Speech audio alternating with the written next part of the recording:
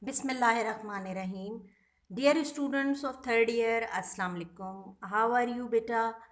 And you know that in our previous lecture, we were discussing about the introduction to CNS pharmacology. आप लोगों ने go through किया होगा इस topic को। और फार्माकोलॉजी तो शुरू से ही हमेशा बहुत इंटरेस्टिंग होती है। तो आई होप कि आप लोगों को बहुत अच्छा लग रहा होगा ये CNS फार्माकोलॉजी पढ़ के। आज हम उसी लेक्चर को आगे कंटिन्यू करते हैं and we will go to further important concepts of CNS pharmacology. So this was about the yesterday's lecture. हम लोगों ने नर्वस सिस्टम को, उसके फंक्शंस को, then comparison between CNS as well as ANS, ये हमने कल अपने लेक्चर में कर लिया था। और आज हम कुछ न्यूरोट्रांसमीटर्स को डिस्कस करेंगे। You people know that we yesterday also discussed about it, and you have also already studied in your physiology in first year that neurotransmitter are actually the messengers. They are chemical messengers in your body which are responsible for transmission of the signal from a neuron to a target cell across the synapse. We discuss the criteria for neurotransmitter also, और इसमें हमने ये भी बात कर ली थी कि neurotransmitter excitatory या इनहिबिटरी दो तरह के हो सकते हैं। अच्छा, एक्साइटेटरी न्यूरोट्रांसमीटर्स तो बहुत सारे हैं, ओके। बट ऐसा है स्टूडेंट्स कि आप इनहिबिटरी के केस में हमेशा याद रखें कि जो आपके इनहिबिटरी न्यूरोट्रांसमीटर हैं CNS के अंदर, वो दो बहुत ज़्यादा इम्पॉर्टेंट हैं। एक है आपका गैबा, ये आप याद रखें, और एक है ग्लाइसिन।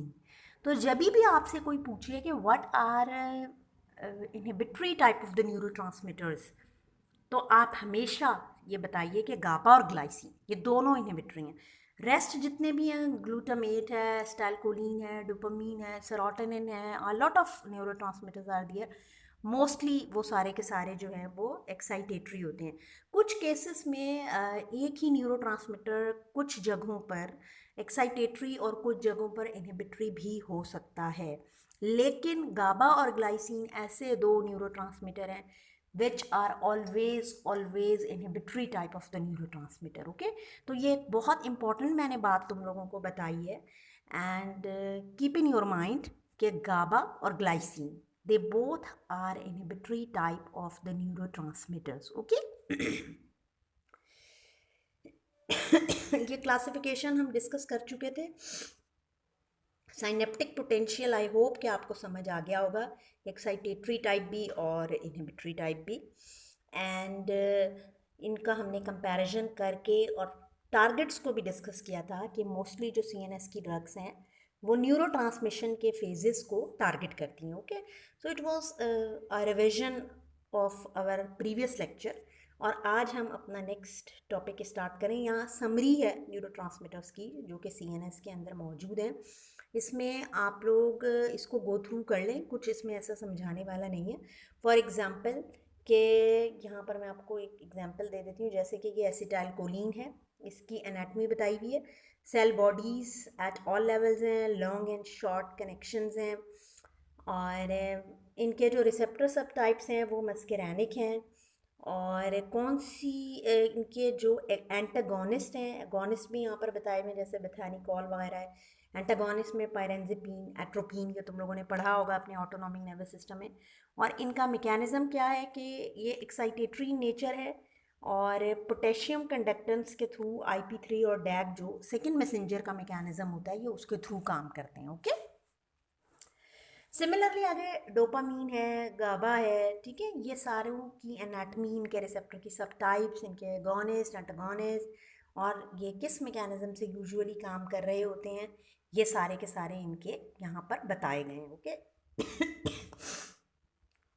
सॉरी बच्चों, एक्चुअली गला भी ख़राब हुआ हुआ है आजकल, ये सीज़न ऐसा ही चल रहा है। तो इसको बच्चों आप लोग गो थ्रू कर लें, और कोई चीज़ समझ ना आए तो हम उसको अपने इंटरेक्टिव सेशन में डिस्कस कर लेंगे। This one is important. Ion channels and neurotransmitter receptors. Ion channels basically ion की चैनल्स हैं, ओके। और ये ट्रांस मेम्ब्रेन है। ट्रांस मेम्ब्रेन समझते हो? Trans means across, across the membrane है ये। और अक्रॉस द मेम्ब्रेन आपकी आइन चैनल्स हैं, और एन टी का मतलब है यहाँ न्यूरोट्रांसमीटर। तो न्यूरोट्रांसमीटर के कौन कौन से रिसेप्टर्स हैं, ख़ासतौर पर उनमें आइन चैनल्स का बहुत रोल है, यहाँ उसको डिस्कस किया गया। अगर तुम लोग थोड़ा सा अपना पिछले फार्माकोलॉजी को रिकॉल करो बच्चों, तो आप लोगों को याद आएगा कि जो मेजर रिसेप्टर फैमिलीज़ होती हैं किसी भी लाइगेंड की या ड्रग की, वो 4 टाइप्स की हैं। और वो 4 टाइप्स की कौन सी हैं उसको आप थोड़ा सा रिवाइज कर लें। एक आइन चैनल रिसेप्टर्स होते हैं आपके पास, फिर एक बहुत ही इंपॉर्टेंट क्लास है आपके पास जी प्रोटीन कपल्ड रिसेप्टर की, और फिर आपके एंजाइम लिंक्ड रिसेप्टर्स हैं। ये तीनों जो अभी मैंने बताया ये ट्रांस मेम्ब्रेन है। लिपिन कॉर्ड उठा के आप उसमें से पढ़ लें ज़रा ये। और फोर्थ टाइप की जो रिसेप्टर फैमिली है वो सबसे अलग है, वो इंट्रा सेलुलर रिसेप्टर्स होते हैं, जैसे स्टेरॉइड वगैरह के हैं, जो कि सेल के अंदर हैं। यानी ड्रग्स को सेल मेम्ब्रेन को क्रॉस करके सेल के अंदर जाना पड़ेगा। अगर ये सेल है तो आपकी जो ड्रग है उसको उसके अंदर पेनिट्रेट करना होगा, उनके रिसेप्टर्स अंदर है।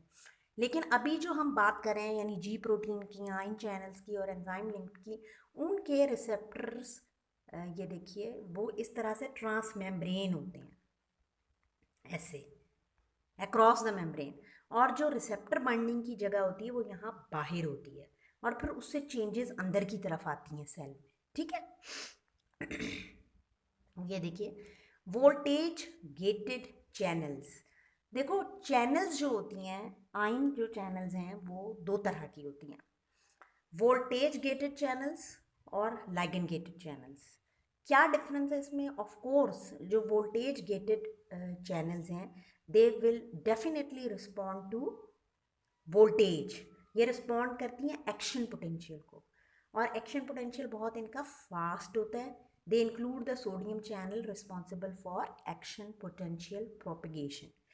और लाइगेंड गेटेड चैनल्स जो हैं they are chemically gated and they respond to a chemical neurotransmitter. यानी कोई भी न्यूरोट्रांसमीटर जब आकर बाइंड होता है ये लाइगेंड गेटेड है।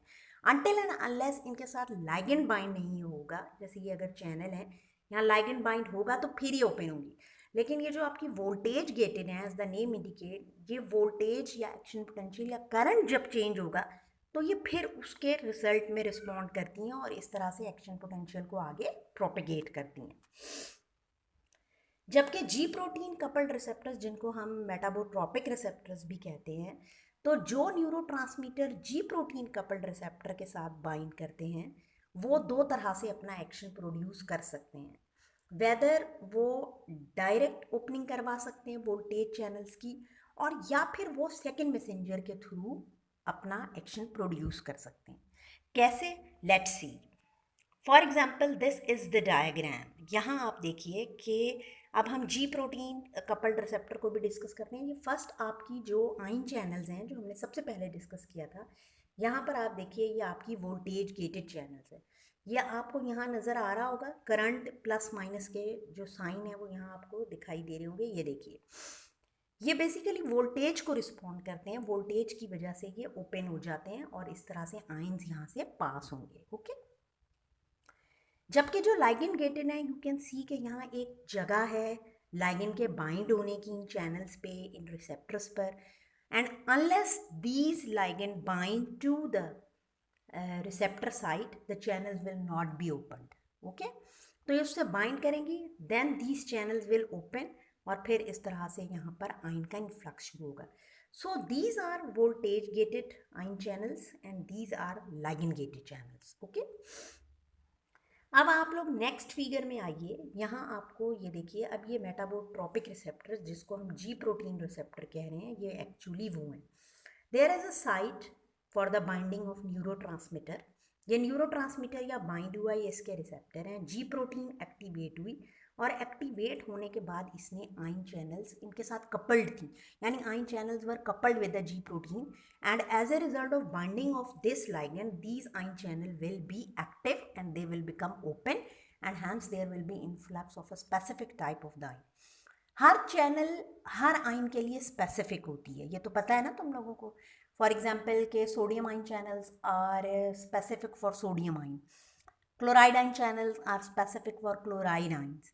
ऐसा नहीं है कि सोडियम की चैनल्स में से पोटेशियम पास होना शुरू हो जाएगा। सोडियम की चैनल्स में से सोडियम ही पास आउट होगा, पोटेशियम की चैनल्स में से, कैल्शियम की चैनल्स में से वो पर्टिकुलर पोटेशियम या कैल्शियम के आयन ही पास आउट होंगे, उनका ही इनफ्लक्स या ई फ्लक्स होगा। ओके, तो ये आपके जो जी प्रोटीन कपल्ड रिसेप्टर है, ये देखिए मैं ड्राइंग को थोड़ा क्लियर करके यहाँ दिखाती हूँ कि ये देखें जी प्रोटीन कपल्ड रिसेप्टर की हमने ये बात की थी कि या तो ये डायरेक्टली आइन चैनल्स के साथ लिंक्ड है, उनको ओपन करा देते हैं, या ये भी होता है कि ये लाइगेंड रिसेप्टर से बाइंड हुआ, जी प्रोटीन एक्टिव हुई, एज ए रिजल्ट कोई एंजाइम एक्टिव हुआ और ये सेकेंड मैसेंजर यहाँ पर बने और सेकेंड मैसेंजर की वजह से फिर ये आइन चैनल्स ओपन हुई हैं। ओके, तो there are two types of the mechanism that could be associated with G protein coupled receptor. Whether binding of the ligand will activate the G protein and G protein will activate the coupled ion channel. और दूसरा ये हो सकता है कि ये G protein second messenger को activate करा दे और फिर वो इन आइन चैनल्स को ओपन कराए। ओके ओके स्टूडेंट्स, तो ये G protein coupled receptor can act in two different veg.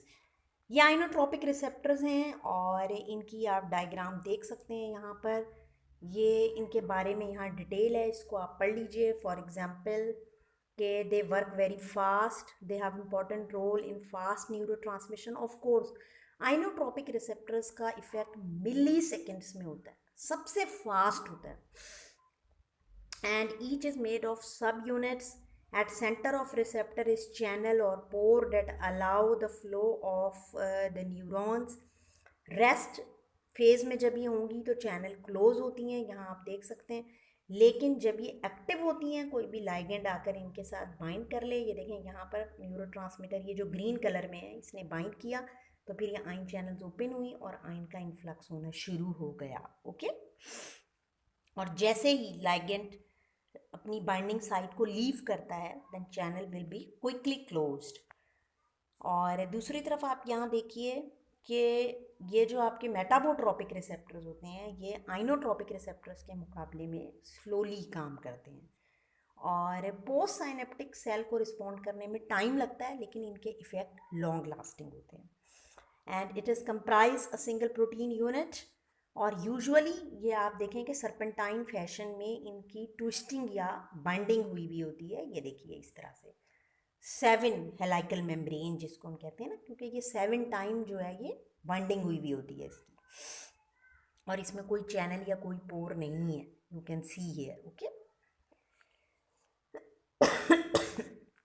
अब ये भी वही मेटाबोट्रोपिक रिसेप्टर जो आपको मैंने पहले इससे डायग्राम बताई, ये भी डायग्राम मुझे बहुत अच्छी लगी थी, तो आई एडेड हेयर। आप देखिए यहाँ नंबर 1 पे ये देखिए रिसेप्टर के साथ लाइगेंड बाइंड हुआ, इसने जी प्रोटीन रिसेप्टर्स को एक्टिवेट किया और जी प्रोटीन के डिफरेंट सब यूनिट्स हैं, alpha beta gamma. Alpha subunit dissociate हुआ और इसने आइन चैनल को एक्टिवेट किया, उसके साथ बाइंड होकर आइन चैनल्स ओपन हो गई और इस तरह से पोस्ट साइनेप्टिक पोटेंशियल प्रोड्यूस होना शुरू हो गया।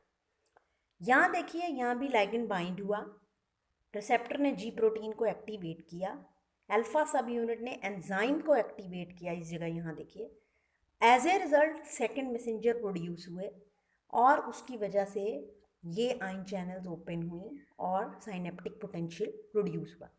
वही वाली बात कि ये जी प्रोटीन या जो मेटाबोट्रोपिक रिसेप्टर्स हैं आपके, ये डायरेक्टली भी एक्टिवेट कर सकते हैं आइन चैनल्स को और ये थ्रू सेकेंड मैसेंजर भी एक्टिवेट कर सकते हैं। तो ये आपने इसके दोनों मैकेनिज्म याद रखने हैं। Now we are going to discuss some important CNS neurotransmitters. Neurotransmitters आपके CNS के कौन कौन से इंपॉर्टेंट हैं, कुछ को यहाँ डिस्कस किया है, वैसे आपको वो जो समरी मैंने प्रोवाइड की है उससे आप इसको गो थ्रू भी कर लें। Okay, number 1 is acetylcholine. अच्छा देखो, एसिटाइलकोलिन सबसे पहला न्यूरोट्रांसमीटर था और एसिटाइलकोलिन को आप पढ़ चुके हैं अपने ऑटोनॉमिक नर्वस सिस्टम में, इसका बहुत ज़्यादा रोल है, इसीलिए एंटीकोलिनर्जिक इफ़ेक्ट्स में इसका काफ़ी रोल है। कोलिनर्जिक पाथवेज में ये इन्वॉल्व है and it is involved in cognition, specially memory, sleep and wake cycle में। पैरासिम्पथेटिक नर्वस सिस्टम में इसका बहुत एक्टिव रोल है, और पैरासिम्पथेटिक नर्वस सिस्टम में इसके क्या क्या इफ़ेक्ट आते हैं, फॉर एग्जांपल हार्ट रेट पे, डाइजेशन पे, सिक्रीशन पे, और आई पे, मियोसिस वगैरह, ये सब आप पढ़ चुके हैं। अल्जाइमर डिजीज़ एंड माइस्थीनिया ग्राविस में इसका बहुत इंपॉर्टेंट रोल है, जो हम आगे अल्जाइमर में पढ़ेंगे। ओके, ये भी आप पढ़ लीजिएगा, इसकी यहाँ डिटेल मेंशन है इसी के बारे में जो मैंने ऊपर लिखा है। Second one is norepinephrine. Norepinephrine भी आप लोग पढ़ चुके हैं, ख़ास तौर पर आप लोगों ने सिंपैथेटिक नर्वस सिस्टम में इसको पढ़ा होगा। This is involve in attention, arousal and alertness.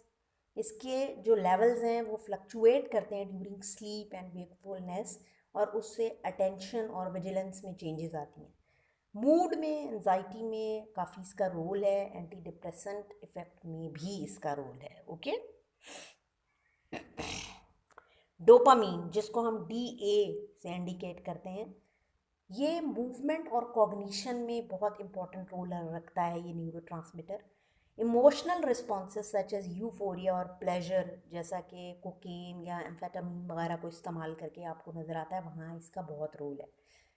More over it has significant role in motor control, यानी आपकी बॉडी का जो मूवमेंट वाला पोर्शन है या मोटर कंट्रोल है, उसमें इसका बहुत ज़्यादा रोल है। एक्स्ट्रा पायरामिडल सिम्टम्स इसके बहुत इंपॉर्टेंट हैं। अच्छा, आप लोगों ने देखना है कि एक्स्ट्रा पायरामिडल सिम्टम्स क्या होते हैं, ख़ास तौर पर ये जब हम पार्किंसन पढ़ेंगे या साइकोसिस पढ़ेंगे ना, तो वहाँ इसका जिक्र बहुत आएगा। So it's your homework, it's your assignment to check what are extrapyramidal symptoms. Okay, और ख़ास तौर पर डोपामीन का इसमें इन्वॉल्वमेंट है या इसका रोल है, क्या रोल है, या आप लोगों ने देखना है और मुझे बताना है। Okay okay, serotonin. अच्छा, सेरोटोनिन जो है इसको हैप्पी हार्मोन भी कहा जाता है। मूड में, इसका बिहेवियर में बहुत ज़्यादा रोल है, और 5 हाइड्रोक्सी ट्रिप्टामीन, 5HT भी इसको कहा जाता है। Low serotonin activity is associated with aggression, suicide, impulsive eating, and disinhibited sexual behavior. This modulates the general activity level of the CNS, particularly onset of the sleep. Depression और anxiety disorder में इसका बहुत ज़्यादा role है। डिलूशन और hallucination जैसे LSD वगैरह से जो प्रोड्यूस होते हैं, आगे आप लोग पढ़ेंगे साइकोसिस में, शिज़ोफ्रेनिया में बहुत डिटेल में। नेगेटिव सिम्टम्स ऑफ शिज़ोफ्रेनिया में इसका बहुत रोल है, ये भी हम शिज़ोफ्रेनिया में इंशाल्लाह डिटेल में डिस्कस करेंगे। ओके, एट दिस स्टेज अभी सिर्फ आप यही बातें इसकी जहन में रखिए, अपने याद रखिए इनको। ओके, ये देखें यहाँ इनकी डिटेल भी है कि कौन कौन से इनके पाथवेज हैं, इनको आप पढ़ लीजिए, वरना हम इसको डेफिनेटली आगे शिज़ोफ्रेनिया में बहुत डिटेल में इसको डिस्कस करने वाले हैं। इसी तरह से डोपामीन का इन्वॉल्वमेंट साइकोसिस में और पार्किंसन में बहुत इंपॉर्टेंट आपको आगे नज़र आएगा। ग्लूटामेट एक बहुत important neurotransmitter, and it is found in all cells of the body. It controls the opening of ion channel that allow calcium to pass into the nerve cell producing impulses. Okay, अगर ये receptor block हो जाए, यानी glutamate के receptor जैसा कि PCP करते हैं, फेनसाइक्लिडीन वगैरह जो है ना, वो ब्लॉक कर देते हैं, तो उससे शिज़ोफ्रीनिया लाइक सिम्टम्स प्रोड्यूस होने लगते हैं। ठीक है, और अगर न्यूरॉन्स का ओवर एक्सपोजर हो जाए ग्लूटामेट को, तो उससे सेल डेथ भी हो जाती है। फॉर एग्जांपल, इसकी एग्जांपल है हंटिंगटन्स डिजीज़ और स्ट्रोक। इसमें यही होता है कि न्यूरॉन्स का ओवर एक्सपोजर हो जाता है ग्लूटामेट को, जिसकी वजह से फिर वहाँ पर सेल डेथ होना शुरू होती है। ओके, और इसके रिसेप्टर्स हैं बहुत डिफरेंट टाइप के, AMPA, तो वो रिसेप्टर्स आप उसमें जो आपको एक समरी मैंने प्रोवाइड किया है, वरना कैटजंग में भी अगर तुम लोग देखोगे तो इंट्रोडक्शन ऑफ CNS फार्माकोलॉजी का जो सेक्शन जहाँ एंड हो रहा है, चैप्टर जो एंड हो रहा है, वहाँ पे यू पीपल विल सी के सबसे लास्ट में उन्होंने सारे न्यूरोट्रांसमीटर्स का एक चार्ट दिया है, एक समरी बना कर दी हुई है। तो इट्स गुड कि आप उसको गो थ्रू करें और उसको जहन नशीन करें, तो वहाँ आप हमेशा कभी भी ये नहीं भूलेंगे कि किस न्यूरोट्रांसमीटर का रोल किस पर्टिकुलर डिजीज़ में आ रहा है, या कौन सी जो ड्रग है वो किस न्यूरोट्रांसमीटर पर इफ़ेक्ट कर रही है। Okay, now the GABA. गाबा मैं आपको बता चुकी हूँ, गाबा और ग्लाइसिन के बारे में मैंने बताया था कि ये एक इनहिबिटरी न्यूरोट्रांसमीटर है, एंड इसके पाथवेज आपको सिर्फ CNS में मिलेंगे और कहीं नहीं मिलेंगे। ठीक है, एंड जाहिर है कि ये इनहिबिटरी है, तो किसको कंट्रोल करेगा? एक्साइटेटरी न्यूरोट्रांसमीटर को आपके ब्रेन में, और इस तरह से स्पाइनल और सेरिब्रल रिफ्लेक्सेस को कंट्रोल करता है। जाहिर है, देखें, कोई भी चीज़ अनचेक नहीं है आपकी बॉडी में ना। अगर एक चीज़ एक्साइटेटरी है या एक्साइटेशन है आपकी बॉडी में, तो उसका चेक भी अल्लाह पाक ने रखा हुआ है आपकी बॉडी में। उसके लिए इनहिबिटरी न्यूरोट्रांसमीटर्स रखे हुए हैं, ठीक है।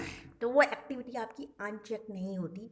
उन एक्टिविटीज़ को जो आपका ये इनहिबिटरी न्यूरोट्रांसमीटर है, ये उन एक्साइटेटरी न्यूरोट्रांसमीटर्स को कंट्रोल करते हैं। एनजाइटी डिसऑर्डर, अभी इसके बाद जो हम चैप्टर स्टार्ट करने वाले हैं वो सेडेटिव, हिप्नोटिक्स और एंजियोलाइटिक्स का ही शुरू करने वाले हैं। उसमें आप देखेंगे कि एनजाइटी डिसऑर्डर्स में गाबा का बहुत ज़्यादा रोल है, क्योंकि इनहिबिटरी न्यूरोट्रांसमीटर है और एनजाइटी में बहुत ही एक क्या कहना चाहिए कि बेचैनी या बहुत रेस्टलेसनेस होती है, फीलिंग ऑफ फियर या अप्रीहेंशन होती है।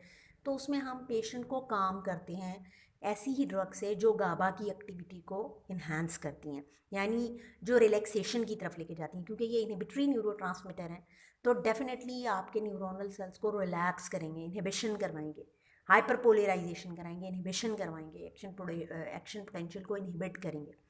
एज ए रिज़ल्ट आपके जो न्यूरॉन्स हैं वो रिलैक्स करेंगे, सेल रिलैक्स करेंगे। तो एनजाइटी डिसऑर्डर्स में हम इस न्यूरोट्रांसमीटर को ही टारगेट करते हैं, ओके।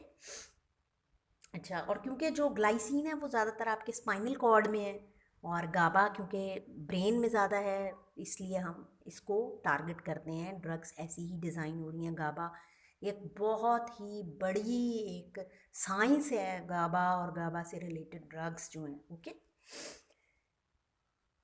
और अगर इसकी एक्टिविटी डिक्रीज़ हो जाए यानी गाबा की, तो सीजर एक्टिविटी हो सकती है। और जैसा कि मैंने आपको बताया कि बेंजोडाइज़ेपिन और बारबिचुरेट्स जो हैं वो सेडेटिव मेडिकेशंस हैं। सेडेट यानी रिलैक्स करती हैं, और वो गाबा पर ही एक्ट कर रही होती हैं, ओके। ठीक है बच्चों, ये न्यूरोट्रांसमीटर आपको समझ आ गए होंगे। कुछ ये इंपॉर्टेंट न्यूरोट्रांसमीटर थे, वैसे तो बहुत सारे न्यूरोट्रांसमीटर हैं। और आप इस फिगर में देख सकते हैं, जो मैं आपको एक वीडियो भी शेयर कर चुकी हूँ, कॉन्सेप्ट ऑफ डीपोलराइजेशन और हाइपरपोलराइजेशन की, कि शुरू में जो आपकी सेल मेम्ब्रेन है, ये देखें, इसको मैं ज़रा ऊपर करती हूँ ताकि आपको क्लियर नज़र आए। ये देखें, ये आपकी सेल मेम्ब्रेन -70 मिली वोल्ट पर मौजूद होती है, और जब एक ख़ास थ्रेशोल्ड तक पहुंचती है और सोडियम का अगर इंडेक्स होना शुरू हो, तो ग्राफ ऊपर जाना शुरू होता है, यानी माइनस से प्लस की तरफ जाना शुरू हो जाता है, जिसे हम कहते हैं कि डीपोलराइजेशन हो रही है। और फिर वापस से जब पोटेशियम बाहर जाना शुरू होता है, तो फिर रीपोलराइजेशन होती है, यानी आपका ये वापस नीचे की तरफ आना शुरू हो जाता है, और फिर ये वापस इसी तरह से रेस्टिंग स्टेज पर आ जाता है, ओके। अच्छा, अब ये चीज़ इम्पॉर्टेंट है कि जितनी भी सेंट्रली एक्टिंग ड्रग्स हैं उनकी नेचर क्या है। ऑफ कोर्स जो ड्रग्स सीएनएस पर काम कर रही हैं, they must be lipophilic in nature, they must be unionised. अगर कोई चीज़ आयनाइज्ड फॉर्म में है, आइंस की फॉर्म में है, तो वो हाइड्रोफिलिक ज़्यादा होती है ना, वाटर में डिजॉल्व ज़्यादा अच्छी होती है। लेकिन अगर कोई ड्रग ब्रेन के लेवल पर जा रही है, तो डेफिनेटली उसको ब्लड ब्रेन बैरियर क्रॉस करने पड़ेंगे। और ब्लड ब्रेन बैरियर, जिनको आप BBB से भी इंडिकेट करते हैं, ये हमेशा लिपोफिलिक होते हैं, यानी सिर्फ लिपोफिलिक चीज़ ही ब्लड ब्रेन बैरियर को क्रॉस कर सकती है। तो ऑफ कोर्स जो ड्रग्स सीएनएस पर एक्ट करेंगी, they must be unionised, they must be lipophilic in nature. Otherwise अगर वो लिपोफिलिक इन नेचर नहीं है, तो वो ब्रेन को क्रॉस नहीं कर सकेंगी, और जब तक वो आपके इन बैरियर्स को क्रॉस नहीं करेंगी, सीएनएस में एंटर नहीं होंगी, then how they will produce their effect. Are you getting my point? तो इनको फर्स्ट ब्लड ब्रेन बैरियर को क्रॉस करना ही करना है, okay. So this was all about the introduction of CNS pharmacology.